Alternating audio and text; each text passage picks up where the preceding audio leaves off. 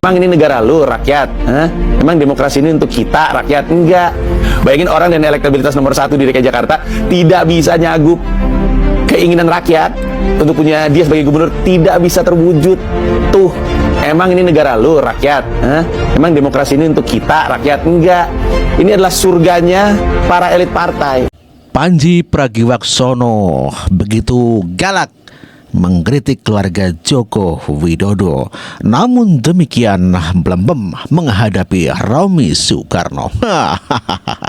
Itulah Pandji Gedabrus. Yang membuat orang jadi punya posisi-posisi tertentu adalah karena dia anaknya siapa. Percaya sama saya bang, tidak akan ada orang yang mau bersekolah. Buat apa sekolah? Buat apa ekspertis? Buat apa ilmu? Buat apa gelar? Buat apa perjuangan? Buat apa riset? Kalau pada akhirnya semua yang saya usahakan ini akan selalu kalah sama ordal, akan selalu kalah sama anaknya siapa. Kita kan bukan ngomongin perusahaan keluarga. Ada perusahaan keluarga turun-temurun, pas kita masuk juga kita tahu emang ini kondisinya perusahaan keluarga. Tapi kan pemerintah kan harusnya kan by merit, harusnya kan dengan kemampuan.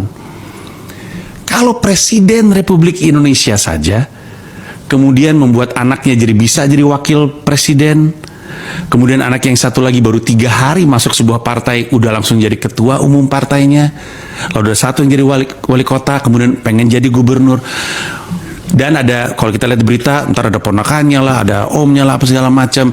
Orang kan ini tahun 2024 bang, masa tahun 2024 semangat orang untuk bersekolah gugur dicontohkan oleh Presiden Republik Indonesia sendiri? Ini kan mengkhawatirkan. Ya, ini adalah beberapa, ya benar. Ini baru nih, betul. Ini adalah beberapa nama-nama. Sepupu, adik ipar, ponakan, anak bungsu, menantu. Orang kan khawatir, Bang. Kita udah tahu lah dari zaman dulu bahwa negara ini dimiliki segelintir orang. Tapi dulu, Bang, orang tuh sembunyi-sembunyi, Bang. Dulu tuh Bu, izin ya bang, izin ya.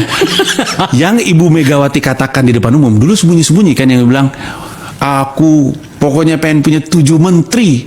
Moh kalau mau kurang dari situ. Biasanya kan sembunyi-sembunyi bang. Kok bisa sih? Kok bisa terbuka? Gak mau karena udah ngasih. Kok bisa secara terbuka? Kan ada indikasi bang. Kalau yang tadinya dilakukan di pintu tertutup tiba-tiba diomongin secara terbuka, indikasinya apa nih? Mereka pikir kita bodoh? Mereka semakin tidak peduli, atau mereka pikir tidak ada yang melawan? Itulah Pandji Pragiwaksono yang begitu berani dan galak mengkritik keluarga Joko Widodo yang masuk di dalam pemerintahan walaupun melalui pemilu.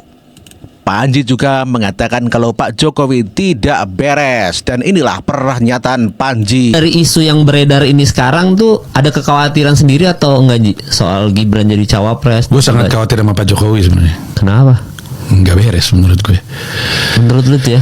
Iya, Pak Jokowi makin kesini gue sih pertama-tama ya. Iya.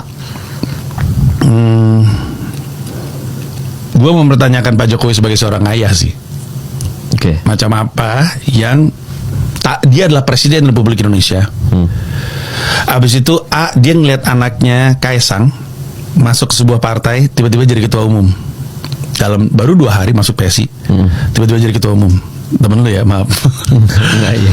Karena Kamal di mana-mana orang nggak ada masuk kantor 2 hari dari nggak pernah kerja sama sekali. Dia bukan CEO dari perusahaan lain terus masuk jadi CEO di perusahaan ini, enggak. Dia nggak pernah kerja, ibarat kata. Masuk politik pertama kali 2 hari langsung jadi CEO gitu, atau dalam hal ini jadi ketua umum partai. Katanya demokrasi gitu. Di mana meritnya gitu, di mana kemampuannya, di mana track recordnya. Kalau misalkan alasan Kaisang menjadi seorang ketua umum partai adalah hanya karena bapaknya gitu. Dan anehnya lagi, satu partai oke semua. Emang kosong sih partainya, tapi maksud gue partai macam apa? Kan loh, partai politik adalah bagian dari praktek berdemokrasi. Lu butuh partai untuk melahirkan kader-kader untuk menjadi orang-orang yang kemudian ngisi di DPR, DPRD dan segala macamnya. Lu butuh itu karena kita percaya dari rakyat, oleh rakyat untuk rakyat. Ini masalah keterwakilan, masalah kita butuh orang yang kompetensi mewakili kita untuk duduk di DPR. Kan kompeten yang kita omongin. Kan semuanya ada jenjangnya. Kalau misalkan cuma karena dia anak presiden, partai macam apa itu? Sekarang pertanyaannya, gue presiden, ini gue Jokowi nih, gue ini presiden Republik Indonesia, gue ngeliat anak gue kayak gitu, masa nggak gue tegur? Kalau bukan karena gue tahu ini diuntungkan untuk gue, nanti Bobby ini berantem sama PDIP, Bobby pindah juga nih. Jokowi ini berantem sama PDIP, Jokowi pindah juga. Ini mah namanya bikin geng baru, gak mau jadi geng Megawati, jadi geng Jokowi, nambah kerajaan dong. Ada geng SBY, ada geng Prabowo, ada geng Jokowi, ada geng Megawati. Panji mengkritik Kaisang langsung menjadi ketua umum partai PSI. Sebetulnya sih banyak juga sih.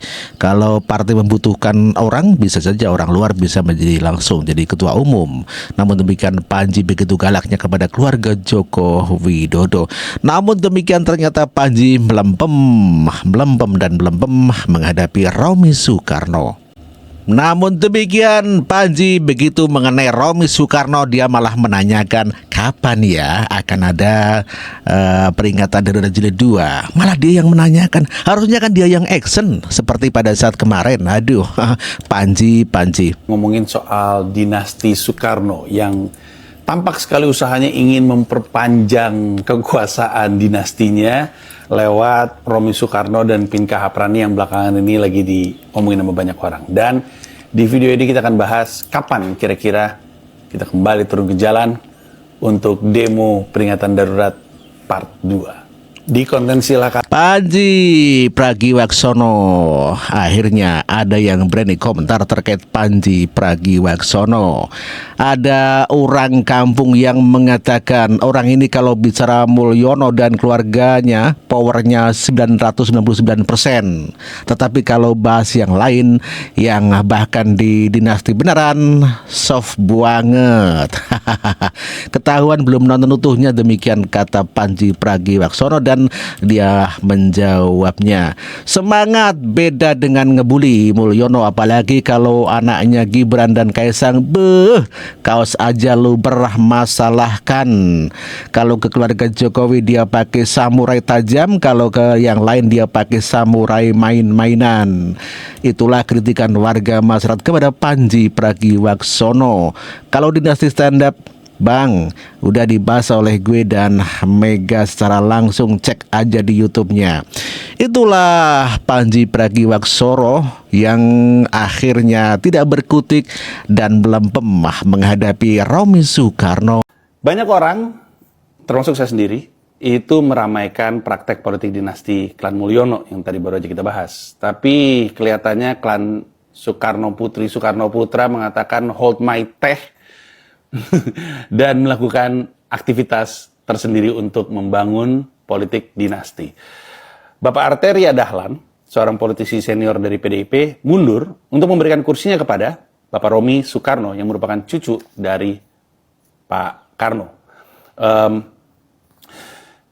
Beliau akan mendapatkan kursi dari Dapil 6 Jawa Timur. Sebenarnya ya, Bapak Arteria Dahlan sebenarnya juga bukan politisi favorit saya. Tapi bukan berarti kemudian ketika kita melihat Arteria Dahlan yang mendapatkan kursi dengan sah, bisa kemudian digantikan serta-merta oleh orang hanya karena diminta oleh orang tersebut. Atau mungkin elit partai tersebut. Nggak benar juga, kecuali emang pemilihan legislatifnya tuh tertutup. Jadi kita milih partai, nanti partai milih. Seperti pembahasan yang saya lakukan di Skakmat bersama dengan Rahayu Saraswati, Joy Hadikusumo. Tapi kan belum. Sekarang kan masih rakyat milih nama dan wajah dan individu yang dia pengen. Cuman ujung-ujungnya partai juga yang milih, gitu kurang lebihnya. Karena sebenarnya di Dapil 6 Jatim, urutan pertama tuh dengan 165.000 suara adalah Pulung Agustianto, mohon maaf, tulisan saya jelek. Sri Rahayu dengan 111.000 suara, Arteria Dahlan dengan 62.000 suara, baru Romi Soekarno dengan 51.000 suara. Sri Rahayu mundur, posisinya diambil Arteria Dahlan mundur, posisinya diambil Romi Soekarno. Jadi ada dua orang yang mundur supaya bagian dari dinasti Soekarno ini bisa mendapatkan kursi, padahal cuma 51.000 orang yang memilih dia, atau dengan bahasa lain 338.000 pemilih tidak mau Romi Soekarno. Bener kan? Ada orang 165.000 milik Pulung, 111.000 milik Sri Rahayu, artinya Dahlan 62.000. Artinya 338.000 nggak milih Romi Soekarno. Tapi Romi Soekarno akhirnya terpilih. Dulu argumennya kan di dunia politik dinasti itu kan adalah, loh kenapa nggak boleh politik dinasti? Kan dipilih sama rakyat. Tadinya kan gitu argumennya. Sekarang nggak dipilih rakyat pun tetap bisa menjabat. Emang bener, suara rakyat itu nggak penting. Kalah sama suara elit. Ada juga tuh pengangguran di DKI Jakarta tuh. Rakyatnya pengen, elitnya nggak mau. Siapa orangnya? Nah, itu aja dari kami. Terima kasih banyak. Kita ketemu di Sila Recap episode minggu depan. Thank you. Bye-bye.